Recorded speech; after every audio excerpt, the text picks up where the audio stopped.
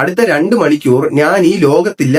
പലപ്പോഴും നമ്മളെയൊക്കെ തോൽപ്പിക്കുന്നത് social media ആയിരിക്കില്ല, നമ്മൾ എപ്പോ വിളിച്ചാലും കിട്ടും എന്ന മറ്റുള്ളവരുടെ വിശ്വാസമാണ്.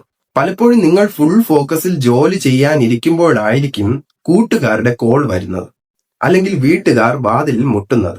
ആ ഒരു ഒറ്റ നിമിഷം മതി ആ ഫ്ലോ സ്റ്റേറ്റ് തകർന്ന് തരിപ്പണമാകാൻ. പിന്നെ എത്ര ശ്രമിച്ചാലും ആ മൂഡ് തിരിച്ചു കിട്ടില്ല. ഇത് നിങ്ങൾക്ക് സംഭവിക്കാറുണ്ടോ? ഞാനും വിചാരിച്ചിരുന്നത് ഫോൺ സൈലന്റിൽ ആക്കിയാൽ മതി എന്നതാണ്. പക്ഷെ അത് വർക്കാവില്ല. ലോകത്തിലെ ഏറ്റവും വലിയ ജീനിയസുകൾ ചെയ്യുന്ന ഒരു അദൃശ്യമായ മതിലുണ്ട്.